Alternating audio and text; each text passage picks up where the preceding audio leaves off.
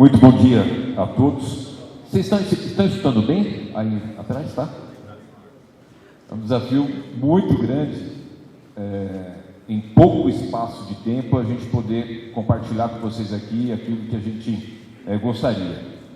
Mas eu queria resumir alguns itens muito baseado do que se trata e qual é o nome desse evento, que são Caminhos para a Eletromobilidade Urbana em São Paulo. Aliás, não é em São Paulo, né? Vai ser para o Brasil. Mas eu queria antes aqui cumprimentar meu querido amigo Denis, que foi o grande prefeito de Santa Bárbara do Oeste, saiu com uma grande aprovação, fez o sucessor, né, e está lá hoje no Ministério, nessa função super importante como secretário nacional de mobilidade, a qual tenho muita alegria de ter, além de uma pessoa que, como foi prefeito, tem sensibilidade, ser um grande amigo. Muito sucesso lá e parabéns pelo trabalho que você está desenvolvendo, viu? Está aqui o Gabriel, nosso diretor de implementação para a América Latina do C40, e cumprimentando o Gabriel, cumprimentando o C40, eu queria já iniciar compartilhando com vocês uma informação aqui muito rápida.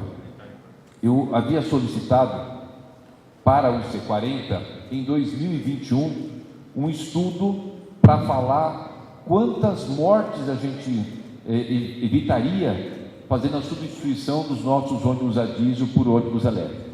Então, veio aqui todo o estudo do C40, mas eu queria, não vou ler para vocês, obviamente, mas ir aqui para os finalmente, para o resumo, onde dizia, numa etapa, uma eletrificação gradual de 50% da frota de ônibus até 2028,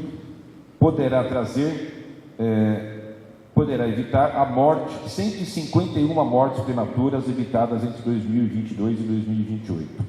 Aí ele continua aqui: uma eletrificação completa da frota até 2032 poderá evitar 388 mortes prematuras evitadas entre 2022 e 32. Esse é estudo científico do C40. A gente tem falado muito pouco disso, Ricardo, Gabriel, e nessa minha fala aqui sobre os caminhos para a eletromobilidade, eu queria compartilhar qual que é, do meu ponto de vista, esse caminho. Ele pode ser longo, tortuoso, pode ser mais breve, mais retilíneo, e é isso que eu queria deixar para vocês, já iniciando com essa colocação importante de estudos de vidas que são salvas por conta da substituição dos veículos a diesel. Nós temos aqui hoje presente a imprensa, inclusive o Adamo Bazani, que é um dos maiores e melhores repórteres que fala sobre mobilidade e trânsito, e com certeza é um tema que ele pode estar trazendo. Cadê o Adamo? Não tinha visto o Adamo por aí. E está aí. Eu vou te mandar esse material. Está aqui o Ricardo Belchará, presidente da Associação Brasileira de Veículos Elétricos, parabenizar aqui pela iniciativa, por essa ação toda que vocês estão fazendo. Nossos secretários municipais, esse tema para nós ele é tão caro, tão importante, de que mobilizou uma grande parte da prefeitura para poder participar aqui.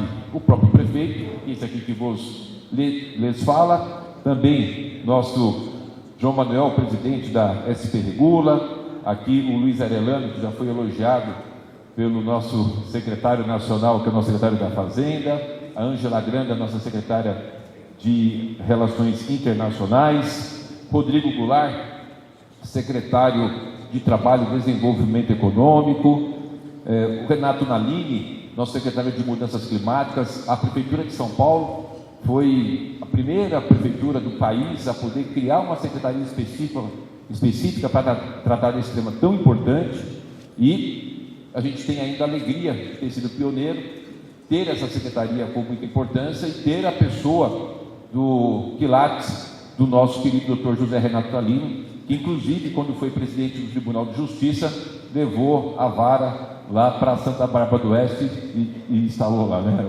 Não é isso?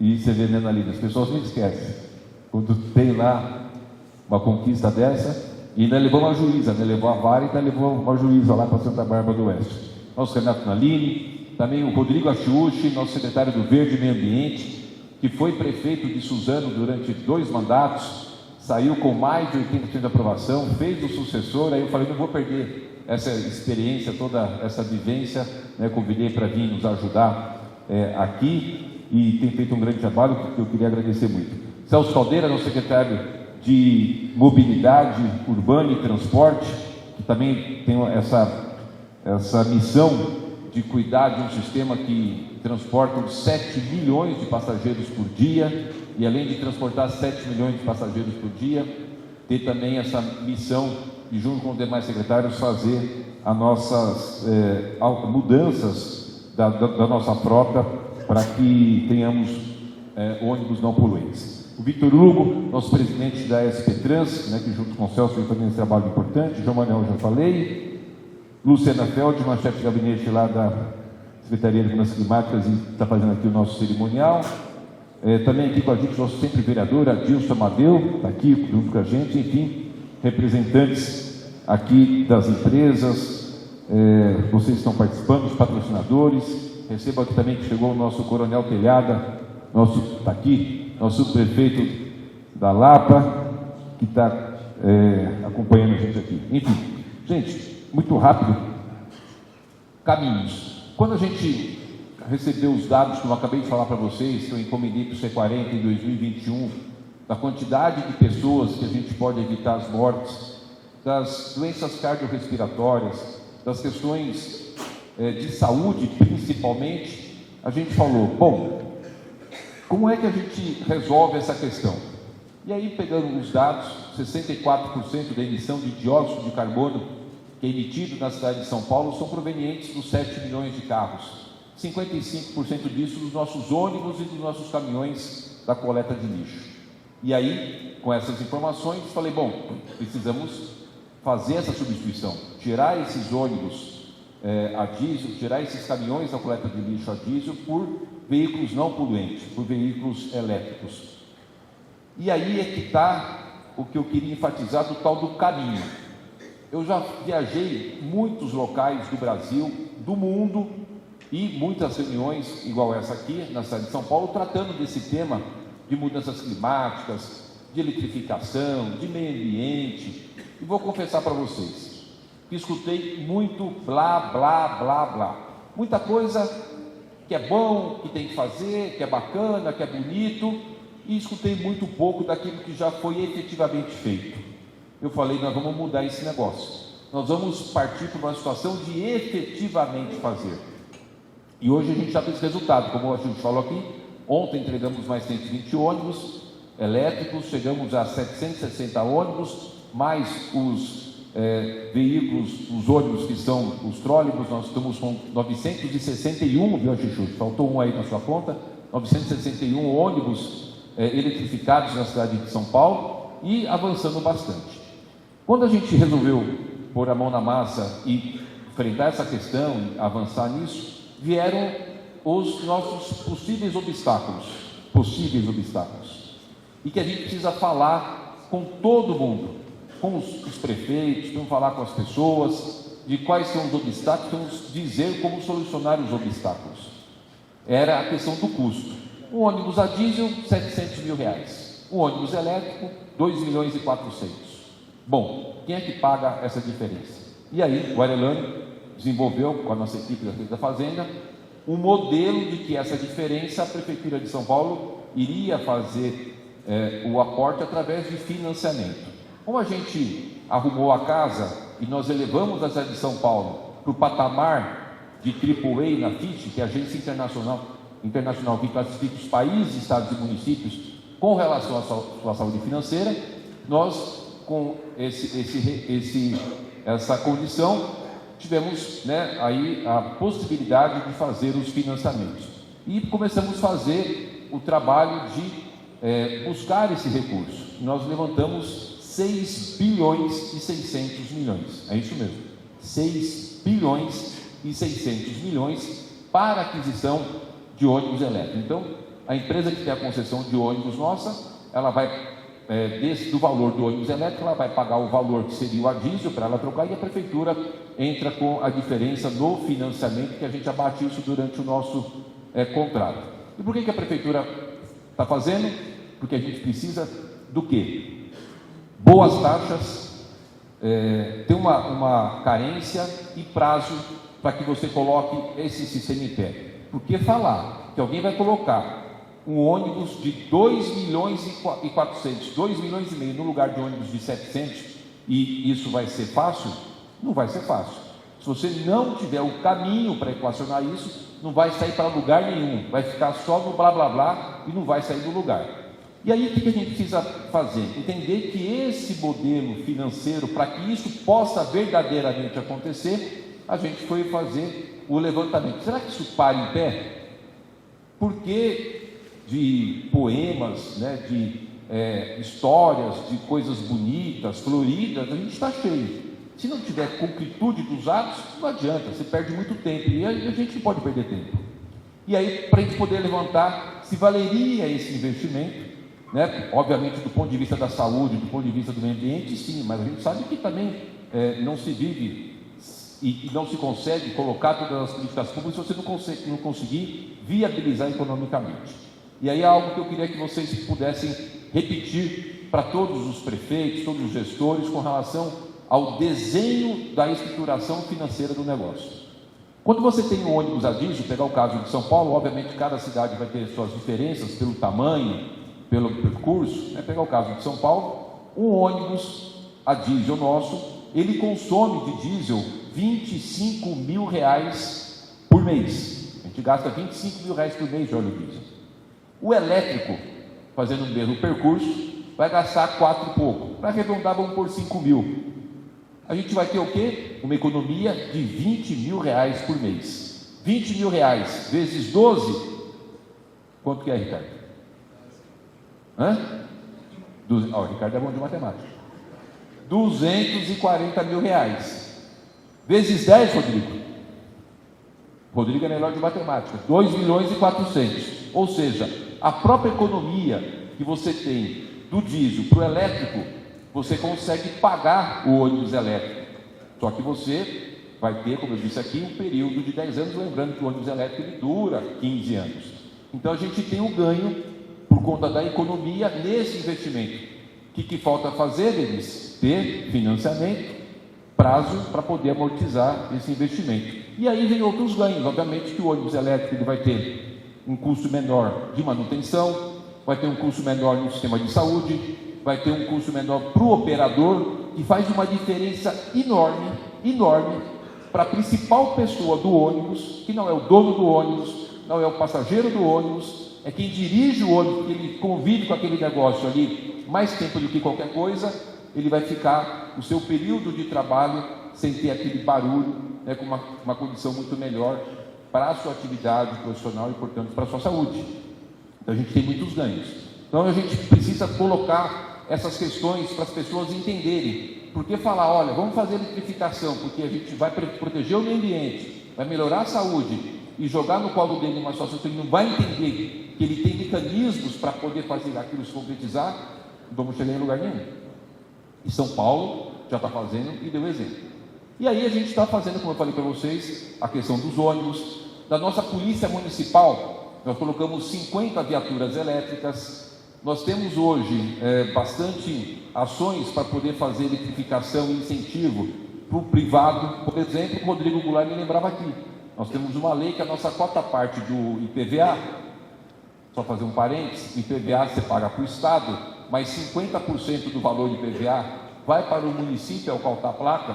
Por isso que a gente fica naquela guerra para a pessoa que tem o carro aqui pôr a placa daqui, né? As locadoras malandramente põe a placa de outro lugar, porque o IPVA menor fica circulando aqui. Então gasta o nosso asfalto, gasta o nosso farol, gasta o nosso sistema, vai pagar IPVA fora. Isso é importante, honestidade, e você ter a placa do seu carro aonde o veículo está. Bom, paga IPVA para o Estado, 50%, a nossa cota parte vai para o município onde tem a placa. Da nossa cota parte, nós isentamos para quem tem veículo elétrico. A gente falou o seguinte, nós vamos entrar nisso de verdade.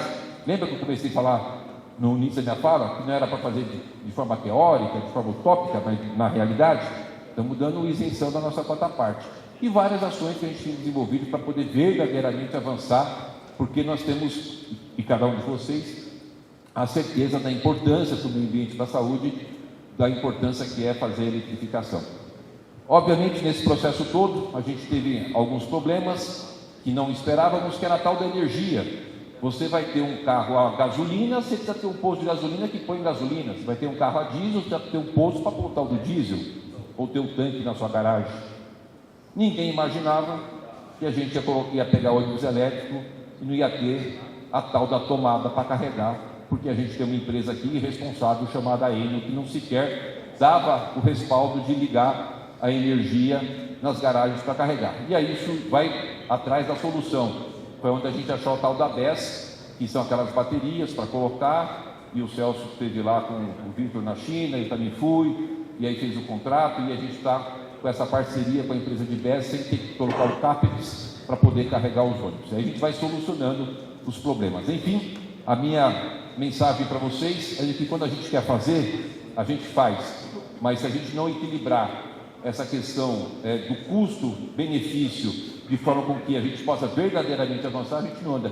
E o exemplo que eu dei aqui é de que a gente tem condições de fazer esse investimento sem necessariamente você colocar dinheiro a mais, porque a própria forma como você faz esse estudo financeiro, como eu disse para vocês, ele se sustenta, né? Então era muito bom poder falar, Ricardo, para as pessoas, por exemplo, do táxi.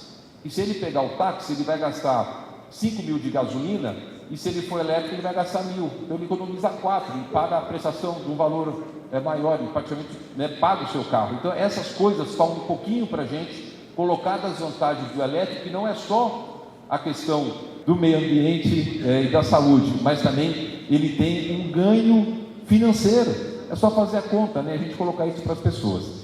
Enfim, era essa a mensagem que eu queria colocar para vocês. São Paulo está efetivamente fazendo um trabalho importante com resultados, e agradecer pelo convite de estar aqui, agradecer o Denis pelo trabalho que está desenvolvendo lá, pela sua amizade, cada um de vocês. Muito sucesso, Deus abençoe.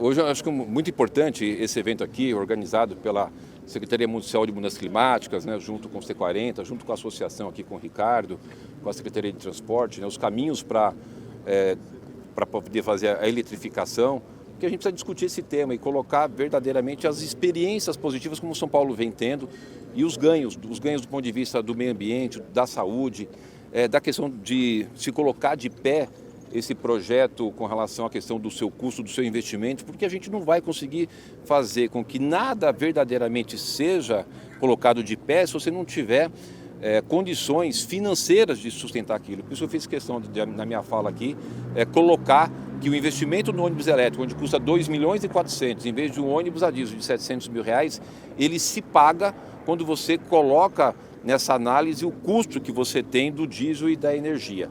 A gente gasta no ônibus a diesel 25 mil reais por mês e o elétrico 5 mil. Portanto, tem uma economia de 20 mil reais.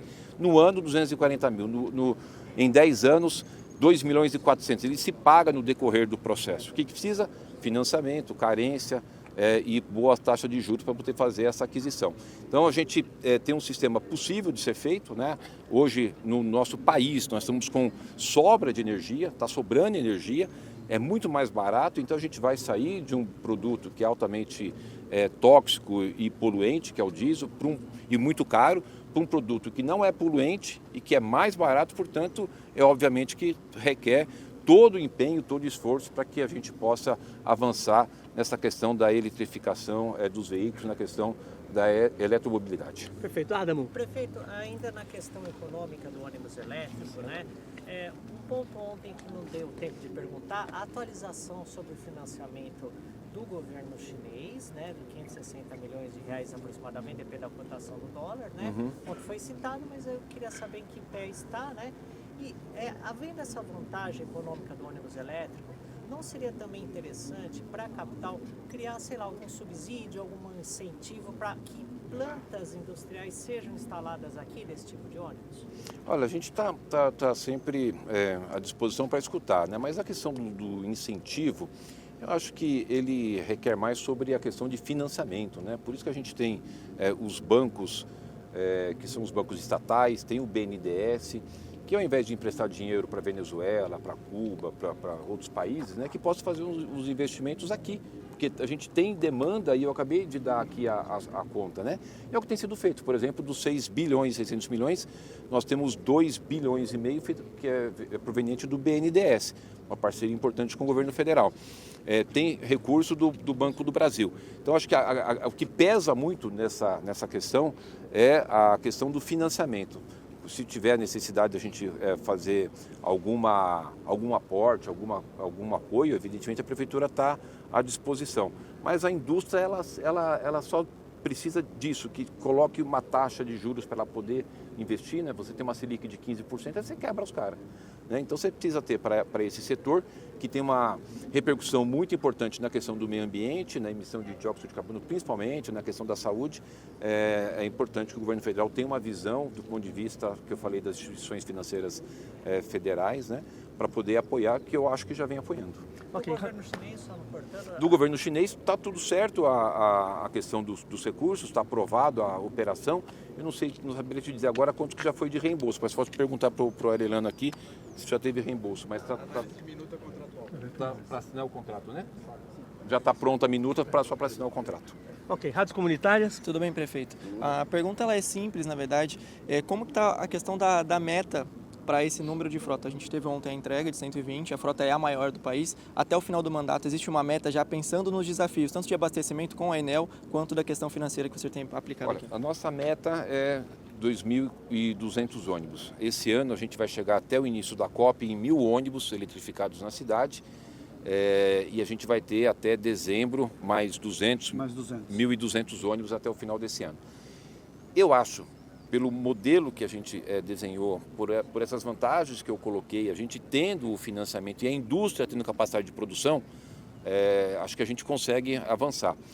Tem um problema ainda grave, que é a questão da energia, mas como a gente tem hoje aí a questão do mercado livre de energia, né, da questão da energia proveniente de eólicas, a energia proveniente da placa fotovoltaica, é possível fazer essa ação. A única coisa é a tal da distribuição, que a gente está com um problema sério, eu tenho falado isso, da Enel. A Enel, infelizmente, é uma empresa que não se atualizou com a sua capacidade de distribuição, a gente depende dela para distribuir. Como tem agora a questão da BES, pode ser uma alternativa, é o que a gente buscou como alternativa para poder fazer o abastecimento. Então, assim, o desenho do modelo está feito, ele é autossustentável, acabei de dar o exemplo aqui, isso é importante a gente colocar. O sistema do ônibus elétrico ele é autossustentável, a economia que ele gera com relação ao gasto do diesel, ele se paga. Então, se você tem um sistema que vai melhorar o meio ambiente, a saúde, ele se autopaga, é só preciso fazer com que a energia chegue, né, que a gente possa avançar. Então, da nossa parte, a gente tem capacidade de ampliar e as instituições financeiras fazer o financiamento, até porque existe muito discurso, né, de que tem recursos para as áreas de sustentabilidade, né, tem fundo verde, fundo não sei o quê. Então, na prática, colocar o dinheiro lá e avançar. Eu acho que pegar o exemplo da China, eu vi agora de manhã uma filmagem do vereador Fábio Riva, que está numa comitiva visitando a questão, inclusive, de ônibus elétricos na China. E ele falou, eu estou na rua e não tem um barulho, né? E se você pegar a China há 15 anos atrás, você olhava para o céu, você não olhava nada, porque era tudo preto. Então hoje são 100% ônibus elétrico, né? Melhorou muito a qualidade do ar. O que os ônibus a diesel representam de contribuição para a poluição é muito grande, então é algo que vale a pena a gente investir para tirar os ônibus a diesel e colocar os elétricos. Jovem Pan. Bom dia, Nunes. A minha pergunta é, o STF suspendeu ontem a lei que proibia a circulação do serviço de mototáxis aqui em São Paulo. E a minha pergunta é, você acha que dá para enxergar essa medida como uma retaliação do Alexandre de Moraes e STF contra o Tarcísio? Não, retaliação em hipótese alguma. Né? O ministro do STF acho que não ia se sujeitar a algo desse nível, né? Retaliação em hipótese alguma. Mas não vou te negar que eu vi com muita estranheza. Por quê? Porque o ministro Alexandre de Moraes, ele já foi secretário da Prefeitura de São Paulo, e quando secretário, esse tema foi abordado a ele por algumas vezes. Ele escreveu um artigo na Folha de São Paulo, não, é um artigo que ele escreveu, o contrário. Ele participou do Roda Viva e literalmente colocou a contrariedade dele. Na entrevista dele do Roda Viva, ele falou assim, ó, eu sou contra até porque hoje morre um motociclista por dia sem ter essa atividade. Se tiver, vai morrer 4 por dia. Ele, Alexandre de Moraes, no Roda Viva, falou isso em 2009 e que ele era contra. Então, o que a gente imaginou quando teve essa ADI e caiu para ele? Eu falei, bom, está resolvido, porque ele já tem um pensamento formado e conhece os dados e ele não vai dar essa ação como uma ação válida e muito menos a liminar. Para o nosso espanto, ele nem julgou o mérito, ele já deu a liminar, por conta da posição que ele colocou. Né? Então, deve ter seus motivos, obviamente. Estou falando assim que do nosso ponto de vista, como ele tinha um posicionamento muito firme, contrário a isso, por conta dos riscos de morte, né, se colocando inclusive como um bom secretário à época, que trouxe dados ali ao vivo e colocando para a população a preocupação, como nós estamos fazendo agora, me surpreendeu a decisão. Mas, evidentemente, a decisão dele, de qualquer ministro, a gente tem que respeitar. Mas não vou te negar que me surpreendeu. Ok, SBT. Prefeito, deixa eu comentar sobre o caos da chuva de ontem, por favor. Da chuva de ontem, nós nos preparamos, ainda bem que São Paulo fez a sua lição de casa. Nós colocamos 122 equipes só para essa atividade de corte, poda de árvores. Ontem à noite nós temos, hoje o número é maior, posso até pegar aqui, mas eu vou te dar os dados de ontem à noite, não tenho atualizado aqui agora. Eram 128 árvores, hoje, se não me engano, está com 143. Mas rapidamente toda a equipe da prefeitura se dirigiu aos locais, nós já resolvemos 99 casos, a gente estava agora de manhã com 20 casos, aguardando a Enel fazer o desligamento da energia, né? E a prefeitura agiu rapidamente.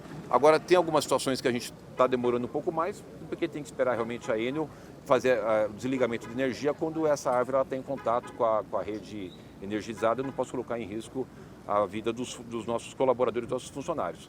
Mas, ressaltando, 98,2 quilômetros por hora de vento. Esse volume de vento, essa velocidade do vento, ela é capaz, se tiver uma árvore aqui, dela arrancar a árvore inteira. A gente tem um parâmetro para poder entender do que nós estamos falando, com 98 quilômetros de vento, tem um negócio chamado escala de Belfort, que mede e que fala da questão da velocidade do vento e as suas consequências. A escala de Belfort, ela vai de 1 a 12. 98 km por hora está na fase 10, ou seja, quase no máximo, que é como se fosse, por exemplo, uma situação de terremoto mais grave.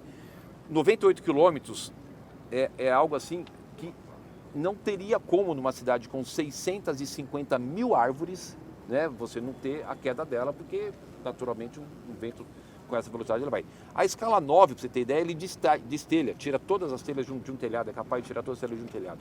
Então, mesmo com essa situação de 98 km por hora, a prefeitura se preparou, porque as mudanças climáticas vão nos colocar cada vez mais à frente de situações igual essa, com as equipes preparadas, equipadas, para dar uma rápida resposta, além do que, é importante destacar, nós fizemos 7,6 bilhões de investimentos, 7,6 bilhões em drenagem, microdrenagem, canalização de córrego, contenção de encostas, piscinões. Hoje, a cidade de São Paulo, além dos piscinões que eu já inaugurei, eu estou com 8 em construção e vou licitar mais 5.